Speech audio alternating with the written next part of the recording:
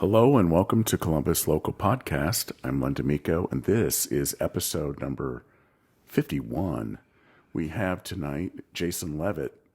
Jason, how are you tonight? Good, man. Thanks for having me. Man, I love that you're here. I really love that I'm here. This is awesome, man. It is awesome, and I know that we know you currently as the drummer for Distorted Silence. Indeed. That's just current, but what else do you have going on currently? Getting ready to, actually, I've already started working on my second album. I'm just in a process of figuring out what songs I want to attack first. So everything's there, recorded pretty much musically, drums, guitar, bass. It's just a matter of getting lyrics written and vocals laid and that type of stuff. So hopefully by mid-year this year. Another release from Jason Leavitt. That's so awesome. Yeah. Glad to hear that. Glad you're cruising along with original music, along with also getting out there, staying in the scene. Yes. Yeah. Original music is my passion. I would rather much just do that full time, but I do love getting out and playing covers and getting on stage, playing for people. Love to see people dance, enjoy themselves to the band. It's fantastic. Yeah. Yeah. Distorted Silence is one of the 10 plus year bands that's been running, and bringing you in, I think, was a real good thing with Rico and company.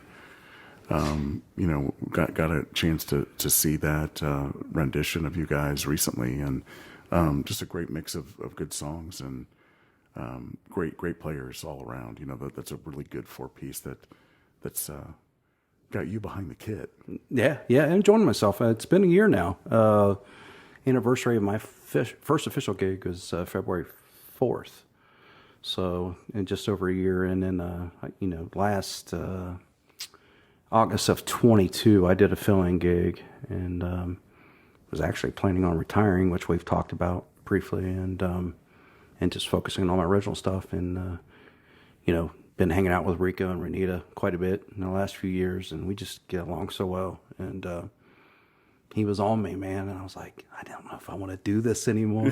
I mean, I do and I don't. And finally, after a couple months of talking, I said, okay, let's do it. Just when you thought you were out. Yeah, I did. I really did. They pulled you back in. They did. They so did, man. He doesn't know that reference. He what? He doesn't know the Godfather reference. Oh, but Deanna knows that. She does. From the Godfather movie, Godfather 3 movie. Mm-hmm. Actually, I do know that reference because I've seen the meme. Thank you. Well, she's in the background having a good time. Yeah, my beautiful lady sitting over there, chilling. So Jason, you've been in the scene some time, and I know that there's a lot of long-term projects, that you've led, that you've driven, but I'd like to really kind of go back to where this started for you and kind of get your musical journey. A lot of us see you. We've enjoyed all your original music and the various cover bands that you've been a part of and or have driven yourself. But I think we'll cover some of that, most of that. But where did this start for you? Started from my parents. My dad actually, through high school years, played drums, guitar as well. And just their influence. Like my mom always said to me, she goes, you danced before you walked. And I just loved music. Just loved it from the get-go. It was always a part of our household. And on my 8th birthday, I got my first drum set and my first guitar. So that's where it started for me, man. That's so awesome. Yeah. So you are from where was that growing up? In Ohio? Yeah. I was born in Zanesville, but grew up in Thornville, which is just Buckeye Lake, essentially, just on the outskirts of Buckeye Lake there. So, yeah, just grew up out there, went to high school out there. Tried the college thing, then came back home and wanted to try to be a rock star. That didn't work out so well. You're still out there doing it though, man. Yeah, you are a rock star. Just passion, man. It's just love of music. That's all it is. Yeah. Yeah. So in Thornville, east of the Columbus area, definitely getting that early exposure. Why the drums and the guitar? Was it just the influence from the family that you had, or were you just like a natural fit to those things? A little bit of both.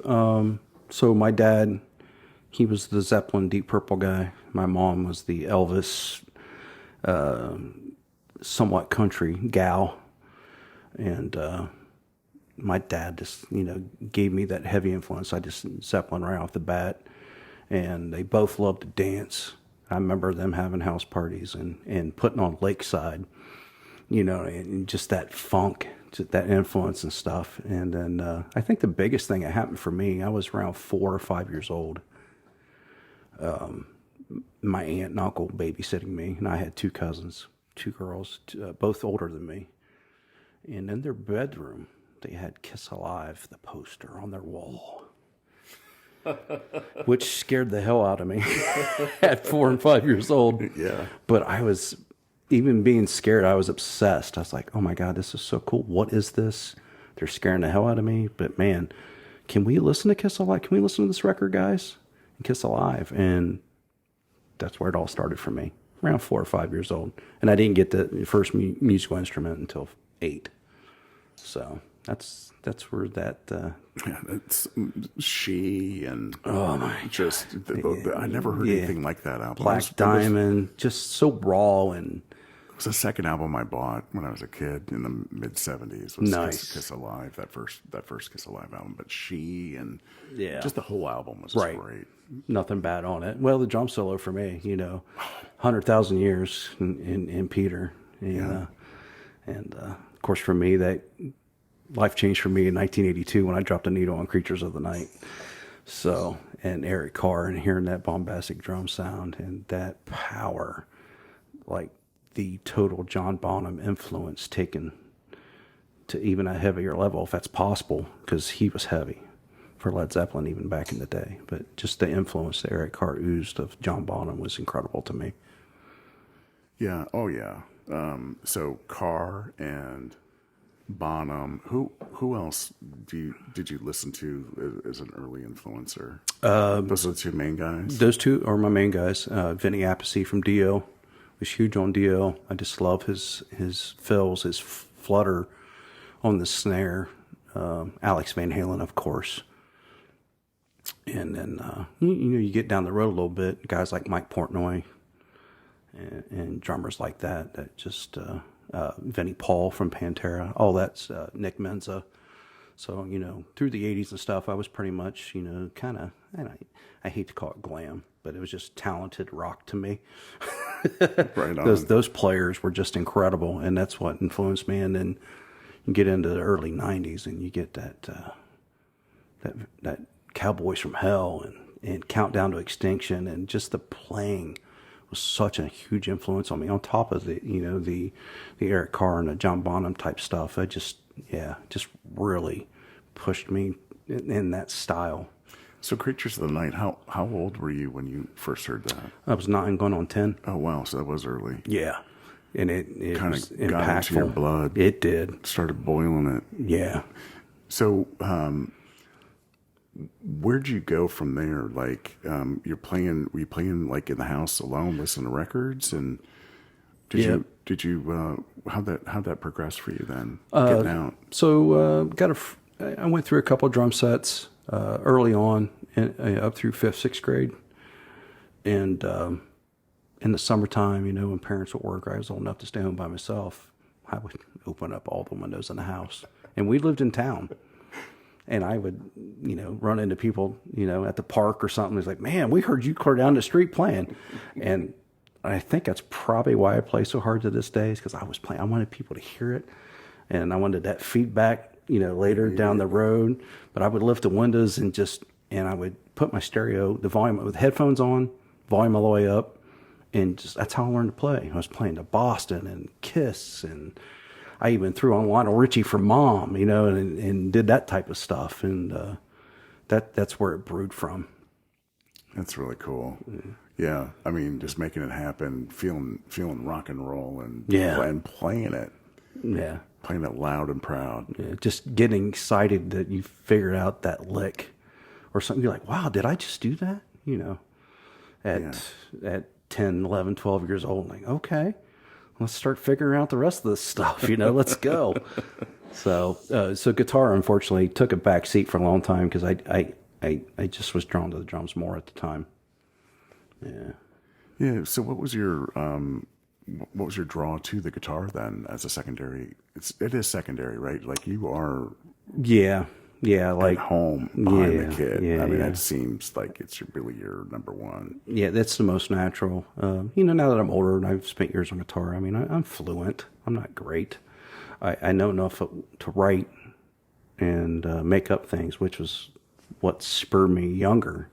It's like, I want to, I didn't care about playing in somebody else's songs. I want to write my own. I want to make my own ideas, that type of thing. And so I down the road, I got to the guitar, but it was just all about drums for me at a younger age. And I had just had a knack for watching the guys I was playing with and picking up some of the things they were doing and then listening and then watching. I was like, okay, that's how he did that on that record. I see what he's doing. I was just a visual guy where I could pick up on what people were doing, how they were doing it, and I would figure it out.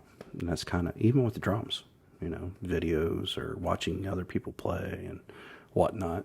This is kind of the route I took. Never had any lessons. Just did it all on my own, just self-taught.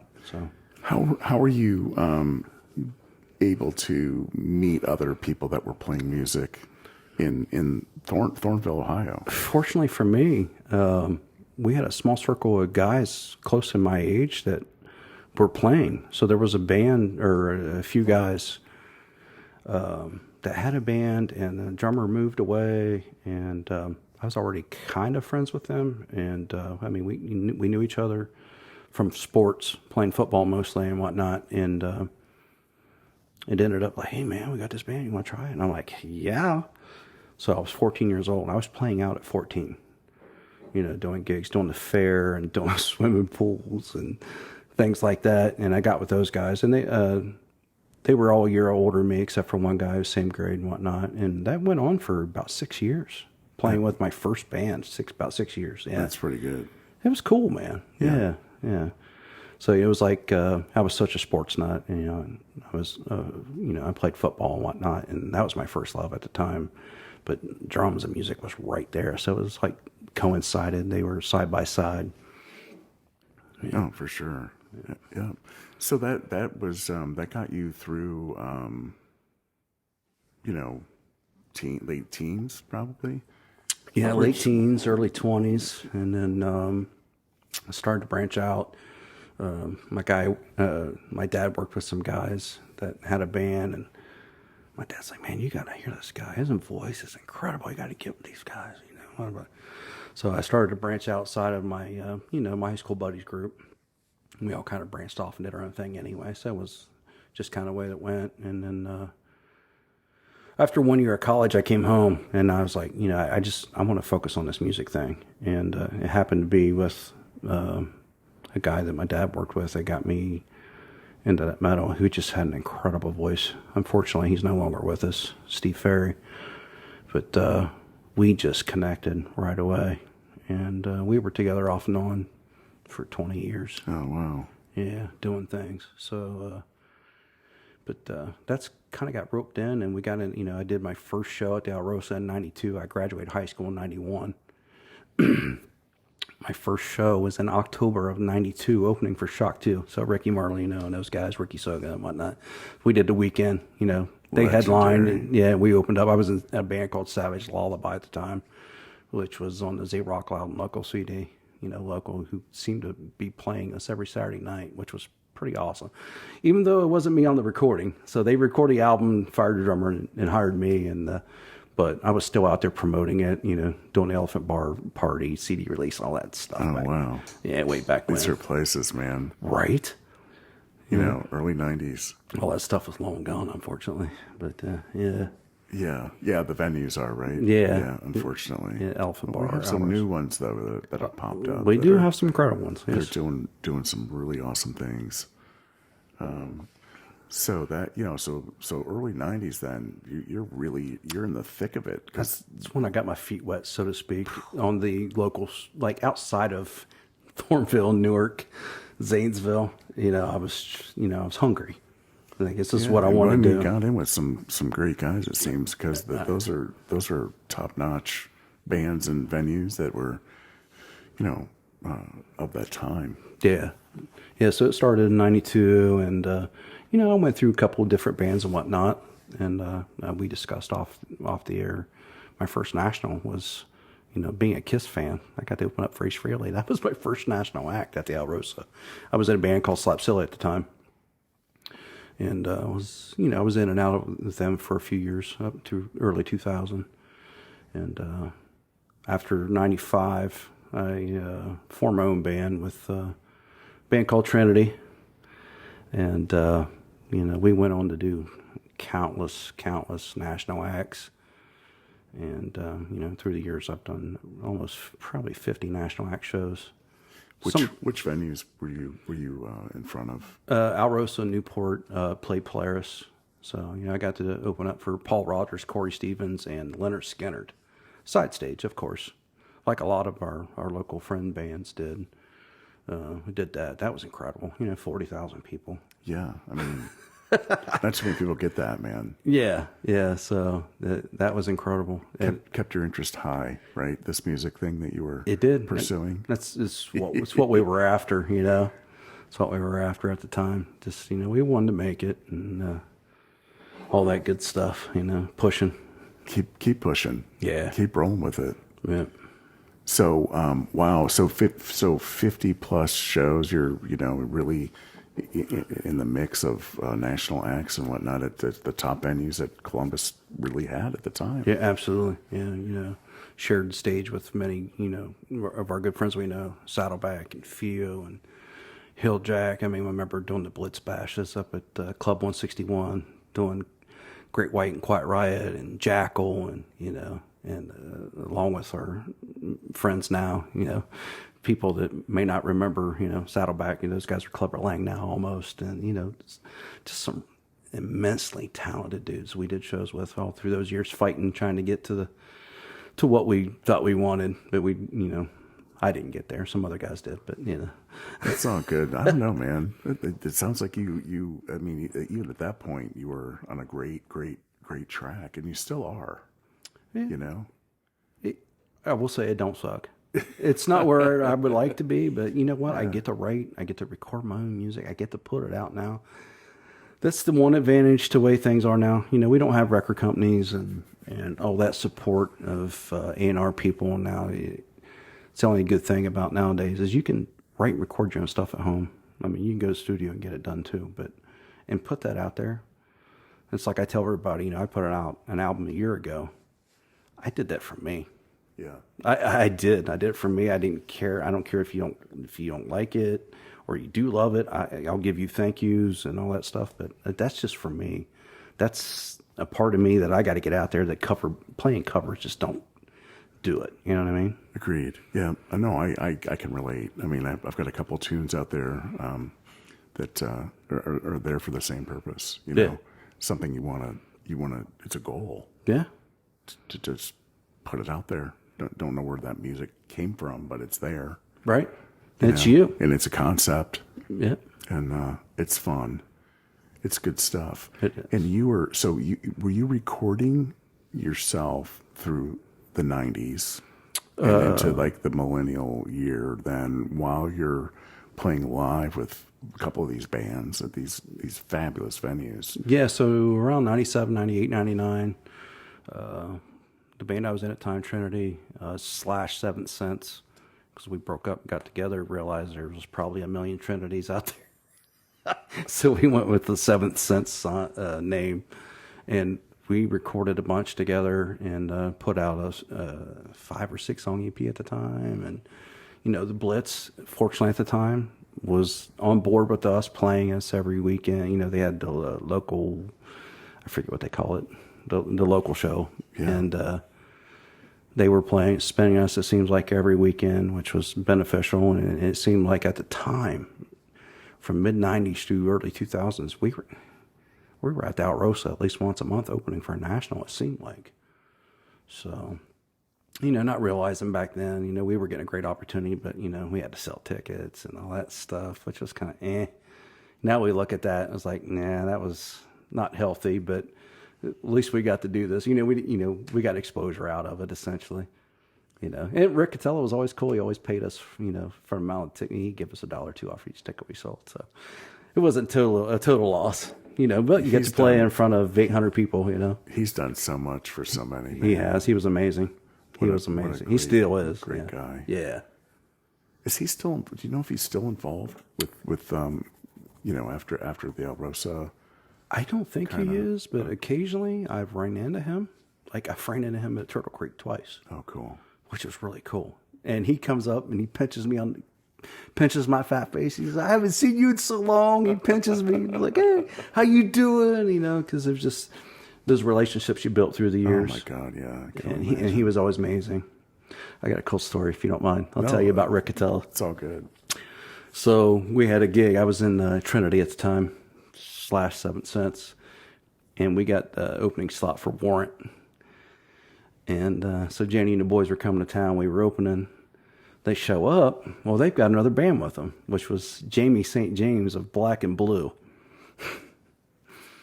Black and Blue was, a great 80s band, Miss Mystery and all that stuff, who Tommy Thayer went on to play with Kiss. And anyway, so we get there to do the show, and they show up, and Janie's got this other band with him. And they're like, "Hey, we got this band." And Rick's like, "Well, you didn't tell me you was bringing another band."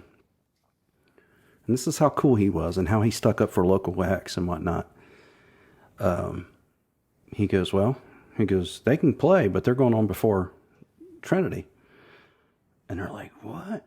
Trying to give Rick crap and whatever. Yeah. And he goes, "I guarantee you that band sold more tickets than they did.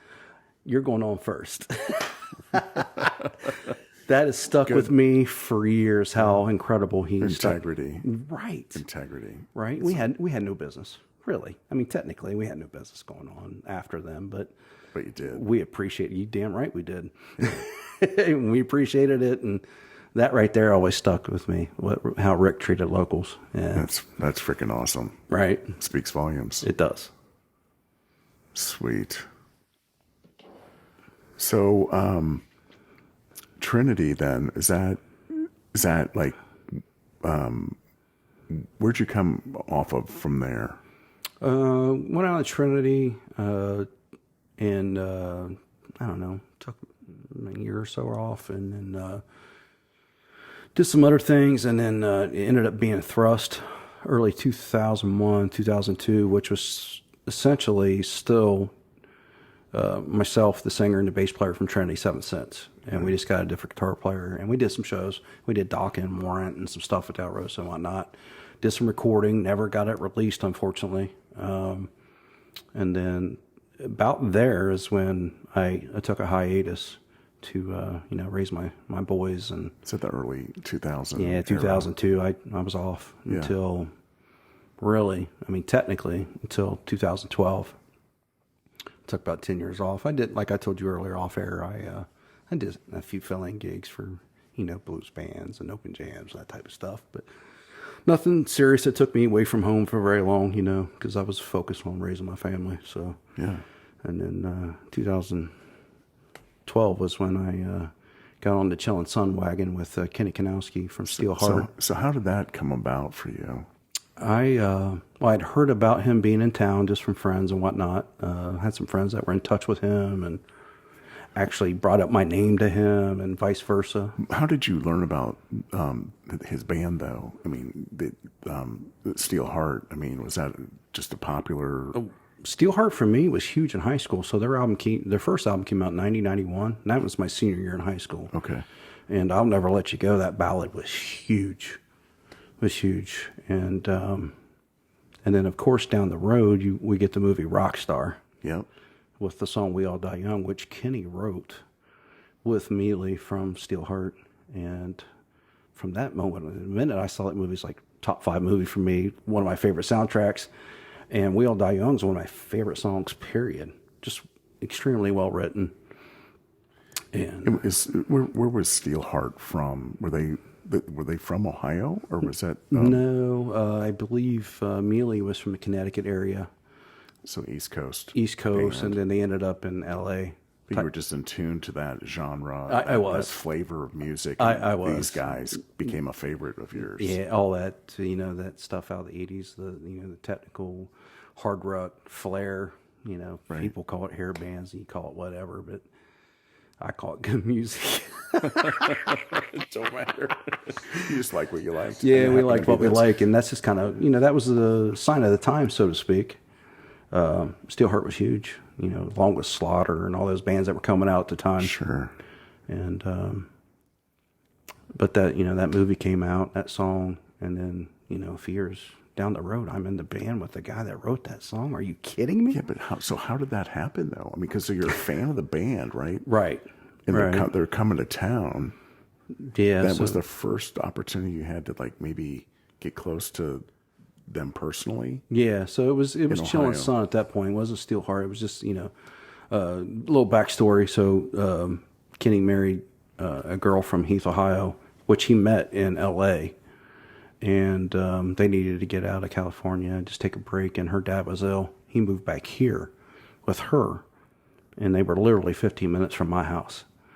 And I had heard this and that and the other, and about him being in town, and so I decided to go to a show. It was over at Captain Jack's, and I went to a show. I was like, I gotta check this out because I love Steelheart, I love We All Die Young, and I went to the show, and I'm seeing all these people I ain't seen in years because I've been off the scene, almost 10 years, and they're like, "Hey man, what's going on? These guys are great," and all that stuff. I said, "Yeah, these guys are killer." And of course, I got jokes. I go, "They're great." I said, "But they're missing one thing." And they go, "What?" I go, "Me." Right on. Because I was like, I see these guys. I was like, I need to be in this band. I really Oh my do. God, dude, that is a great goal. Yeah. And so next day or so, I emailed Kenny through YouTube. I was like, "Hey man, I'm like 15 minutes from you.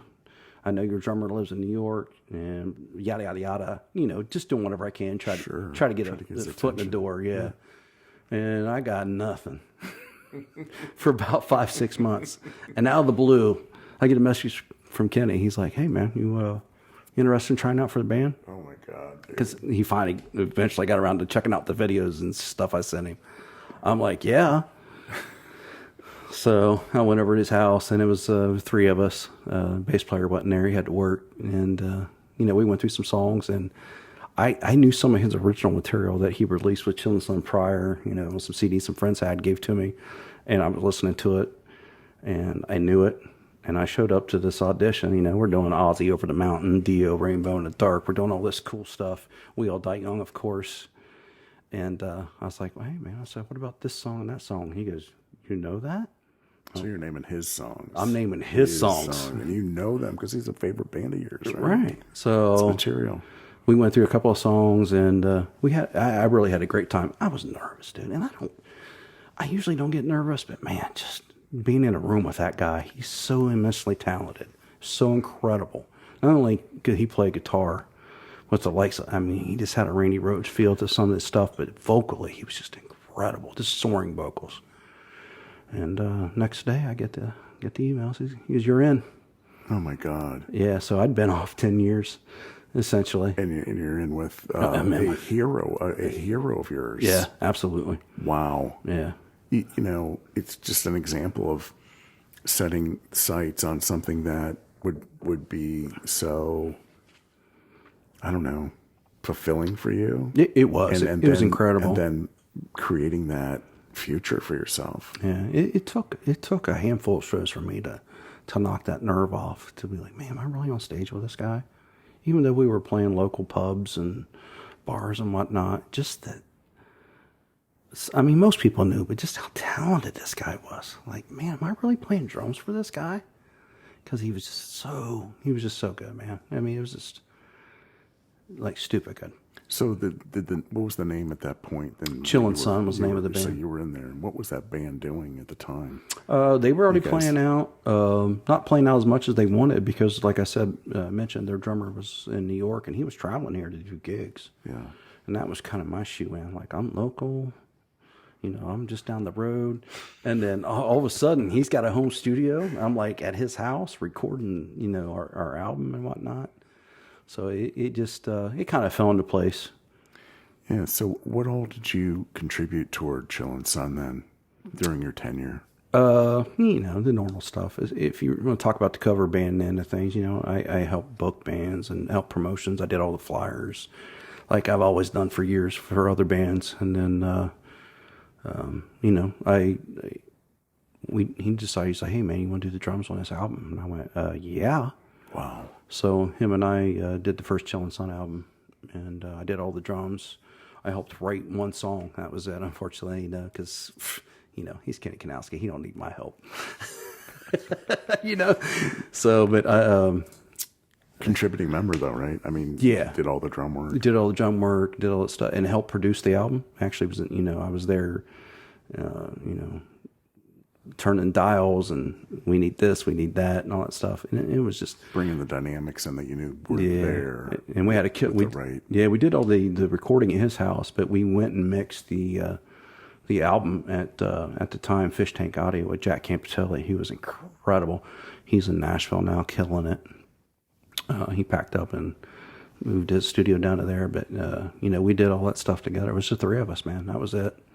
We put it out there, and fortunately, it sold worldwide. And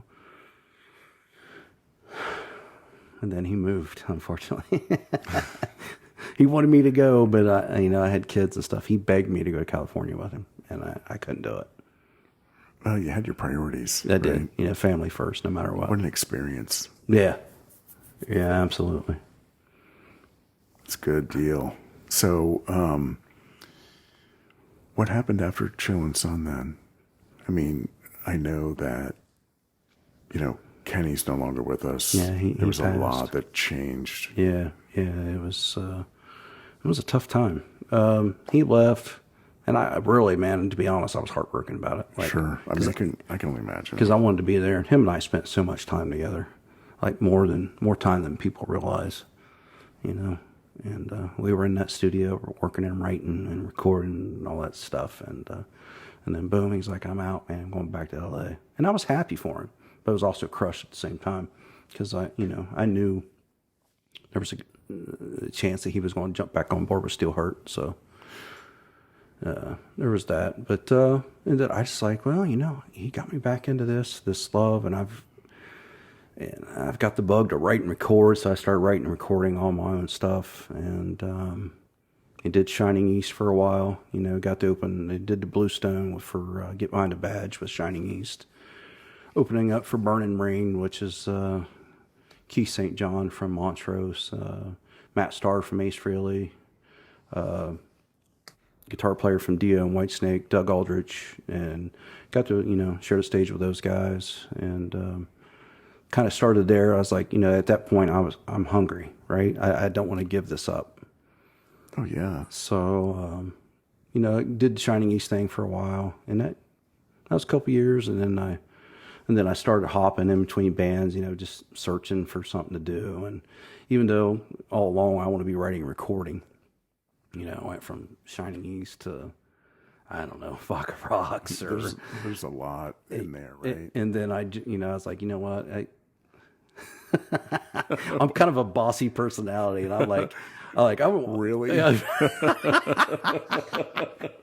Deanna's, she's back there just shaking her head. Yeah, he is. I was like, well, it's who you are, man. You don't apologize for yourself. No, I do not. I do not. So I started the One Bad Mother thing, and that went, several lineups for about 5-6 years. Yeah.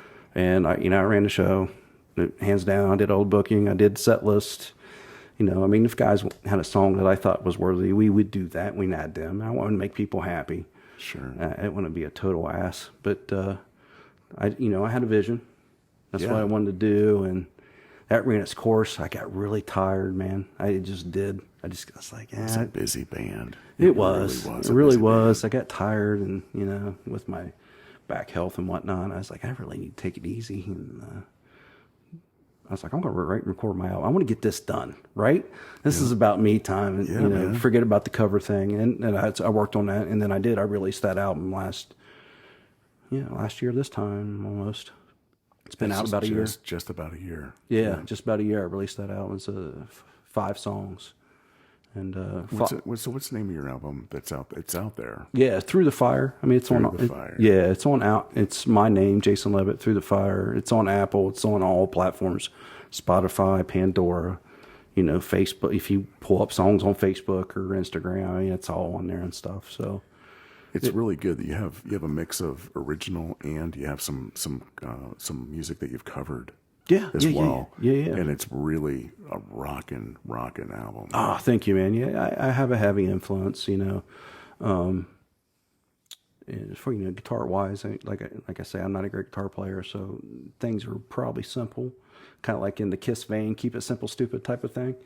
Outside of some of the guitar solos, I mean, Kenny, while he was still with us, cut the guitar solo for one of my songs, and then of course he did the guitars and bass on Detroit Rock City.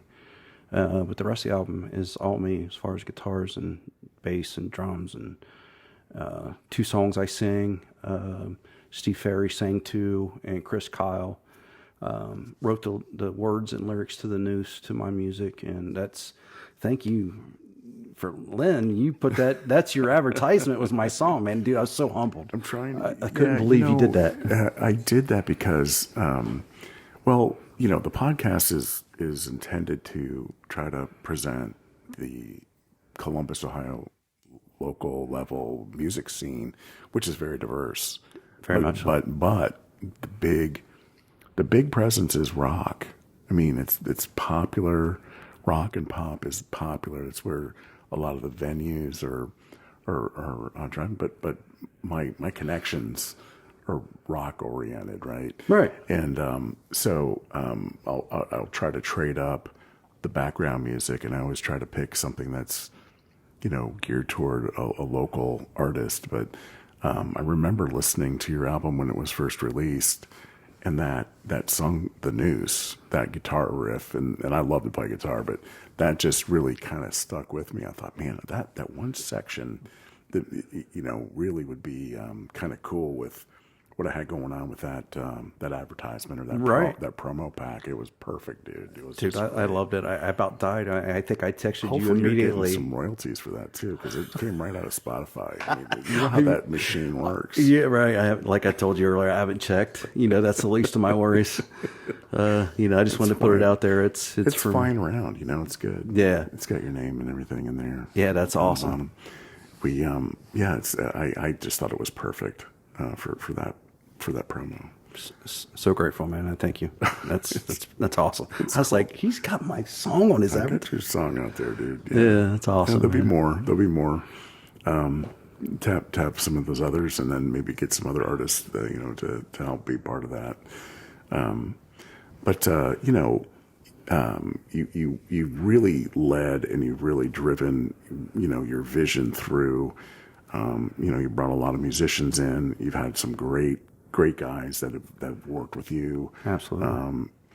And you were going to focus on more original production. I was. And kind of take a little hiatus. But something happened, obviously, right? Like I think you touched on it earlier. But Yeah, I did. I really just wanted to focus on writing, recording, because I've got so many ideas. I got so many songs. I've got a good couple albums at least worth of material sitting at home, and some of it's recorded, some of it's demoed.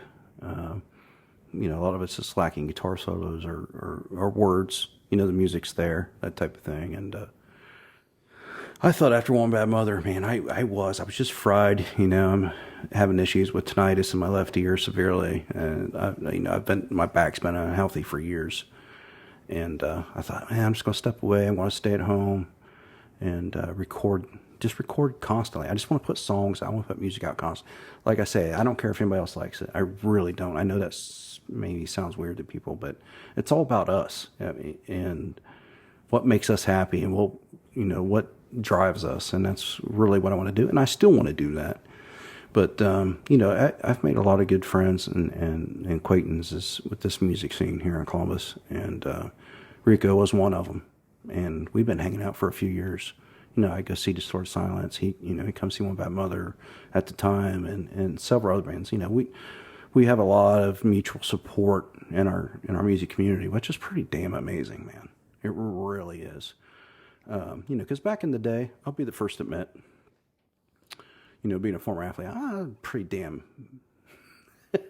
competitive, man. I just competitive. I was. It's who I was. And I got older, and I've always had musicians friends through the years, but I just like, what? I need to change my tone. I need to change my tune. These are some cool people. These are amazing musicians. These are great bands. Let's get on board with supporting each other. And that's just kind of where I've been for a while. It's been a long time. But, back to what I'm doing now, I've been in Distorted Silence for a year. And, like I say, was hanging out with Rico and Renita. Got, hanging out with Dan prior to being in the band. And we'd all just shoot the shit and have a good time. Go see other bands. Or if I was out seeing them, they would see me. And it just kind of fell when I was trying to do retirement. Rico just like, hey, man, our drummer's quitting, man. You want to jump on board with us? And I was like, and it really took a couple months. And I felt bad because, I'm good friends with those guys. And I'm like, I don't know where I'm at right now. It took me a minute to clear my head. You can even ask Deanne. Look, I was like, he's messing with me again. I just don't know what to tell the guy. I just don't, because I've got my mind. Once I set my mind to something, it's really hard for me to get off of it. Nobody asked you, Dan. Naturally. Yeah. And so we had a meeting, and I was like, all right, man, let's talk. We'll talk about some things and talk about the direction and whatnot. I know they've had a certain, template that they've used for years, and I come from a little bit different template, and let's mesh those together and get this headed into a direction that takes us hopefully to another level. And I'd like to think that we've done that in the last year. Really progressed, different songs, different type songs, more lady-friendly songs as far as covers go. Getting people dancing, and if the ladies are there, man, the guys are going to be right behind them, kind of thing. And it may not necessarily be what I want to play, because I don't.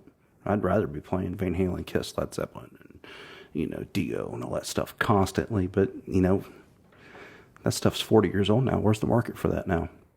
There's a small market for it. You can still do a little bit of it, and because people still do want to hear that. But at the end of the day, to get into better venues and whatnot, you got to get the ladies dancing. You do. And that's kind of where we're at now. Yeah. It really is. And different bands, I think, have their favorites. But I agree with you. I think the formula really is popular.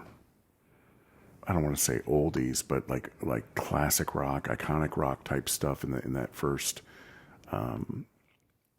set of three. Yeah, we actually do too. But yeah, and the second sets were really kind of, danceable material is a must to keep them, sprinkle it in that first set. But the second set's really got to keep that party rolling. Yeah, to keep them and then roll into, I don't know. Sometimes you can throw an original song in that third set, which is kind of fun to do. Maybe one of these days I'll get these guys there to do that. Yeah, I mean, Rico's even mentioned about doing one of my tunes, which is cool. I'm like, I'd rather not do that, and let's do something together, kind of thing. So, but yeah, just focus. We've really changed the template, and I know some, there's a few people like, well, you guys are not as heavy as you used to be, and whatnot. But now we're getting more gigs and better venues and whatnot. It's because we're ladies want to dance to what we're playing. So at the end of the day, people, you got to satisfy them a little bit, take your ego out of it, which took me years to figure out. To come back around. So if you're going to be playing out, in the Columbus area. Yeah. Yeah. Dance is a must. Yep, absolutely. Girls like to spend a shake the little booties, time. man. Yeah, just there's so much. There's so much though. You can dance to rock. Most of it you can. It depends on what girl you ask. Well, it depends on who's behind the kit, right? Well, too. true that, yeah. There's some fast drummers out there. Hey, speaking of which, Yeah. I had the pleasure of sharing the stage with you once. Remember that? Well, I think you came to Pub in the Gahanna. pub in Gahanna. You guys got me up. We saw you in the it was a patio gig. Yeah. Yeah, and Frank, our bass player, is like, Jason Leavitt's here. We gotta get him off here. We think he'll do it. 'Cause, dude, we didn't think you'd come up and Oh, play. why not? But we did. We did. We played Funky music. that funky music. Funky baby. music, I white had boy. a Telecaster and Yeah. my little rhythm going on that thing. Yeah, we played a couple things. I got 2 or 3 songs. Jeff was wailing the solos, man. Yeah. It was good stuff. That was good stuff. Yeah, it was a good time. Yeah, I do remember that. Yeah, We both remembered that. absolutely. It's a good time. Got a memory like an elephant, unfortunately. I do too, actually. Unfortunately. What's the funniest thing that's happened to you? You have a funny story on the road? I don't know. That you can tell. Back in the day during the Alrosa days and stuff, I mean, there would be brawls flying on stage, that type of thing, There for a while, I had like 4 of them hanging from my drum set, every time we played there, but that's about it, really. Yeah. I was never that crazy party type guy back in the day. And, I mean, I might have a few drinks and whatnot, but I was all about presentation, focus, being professional, that type of thing. So I think there was other bands having way more fun than I was. It's tough for the drummer. It is. I think it's tougher for the drummer because you have all that gear. You got to come in. If you don't have a crew, you're setting it up yourself. Right. It's taking all your time. I do miss that about the Chillin' Sundays. And you're usually We had roadies, man. You're kind of coming back around, Yeah. When did Spawn drums come into the picture for you? Late 2012, 2013. I was, searching, trying to get an endorsement deal. And Kenny was really helpful. Kenny Kanowski at the time from John Son. He's like, dude, you got to do this. You got to do this. Because, he had some endorsements with some pedals and stuff, like Morley or something. I can't remember. He had some endorsement stuff going on. He's like, dude, any chance you get endorsement, get some free stuff, blah, blah, blah. I'm like, okay. So I was reaching out to a couple different drum manufacturers, and I came across Spawn and reached out to them, and they were so, easy to work with and interested. And like the minute I sent them the Chillin' Sun stuff, they were all over me, which I'm thankful for. Brian Spawn's incredible. So they built the kit. I'm still using the same kit today. It's 10 years old. When I first got it, it was gold mirror. And it's got so many miles on it. It was getting scuffed. It looked good from a distance, but it almost made me sick to sit behind it and see how scratched up it got, But those guys, they put me on the website. My name's up there, the kit's up there, and they still promote. Recently, my good buddy Michael Wharton from the Lost Boys, he was in a Divide for years. He's one of my drummer bros, him and Holman and whatnot. And he's like, man, he's all about redoing drums and getting new skins on and wraps on it. And I just never done it before. I really knew nothing about it, but so I took my drums apart. And he's like, man, bring that over. We'll do it. I got some new So I essentially got a new Spawn drum set for $85. Oh, man. Because him and I spent about 4 or 5 hours rewrapping my kit, and it just turned out amazing. He's incredible. Such a good, number one, he's a good drummer. He's such a good dude. So shout out to my boy Michael Wharton, man, for helping me get that. But ever since I've redone that, even Spawn they'll put my new drum set on their website or on their Instagram page and share it and stuff. So it's a nice endorsement to have, man, to have that behind you and still support you after 10 years. Yeah, and you've been wearing it well and playing it well. Thank you. And it's good that you still have that relationship rolling forward. Yeah. Well, Jason, man, Lynn. you got a lot of gigs lined up with this cover band. Yeah. Distorted Silence. Great group of guys you're working with. Absolutely. I'm going to keep an eye out for your upcoming original album. Yeah, I'm looking forward to getting that done. I've got some, I've got some different type stuff. I got some old school stuff mixed in with some newer type stuff, and just see where it goes. I'm looking to. I'm not big on my own voice singing. I mean, I've done it. There's a couple songs on the last album, but I'm looking at getting some more help. Oh, good. Somebody with better voices to give a better approach to the songs and whatnot. Nice. But outside of that, like I said before, the drums, and guitars, and bass, they're all there. They're done. It's all you. Yes. You've been working on that stuff. I have. Yes. And we're looking forward to that coming out too, man. Good deal. Yeah, I mean, I really appreciate you coming here. I appreciate you having me, man. This is incredible what you're doing. Episode 51. And I'm 51. Imagine You're that. 51, dude. I'm That's good an stuff. old man. It's good timing. Deanna's been quiet, hanging out. She's awesome. That's my lady, man. She's awesome. Thank you for coming with them. Yeah. Somebody's got to keep me in line. She seems like she does. Don't get me started. Let's keep it PG here. All right, man. Episode 51, Jason Leavitt. Thanks for being here. Thank you, Lynn. Appreciate you, brother. Yes, sir. Awesome, man. Thank you all for listening. Bye-bye.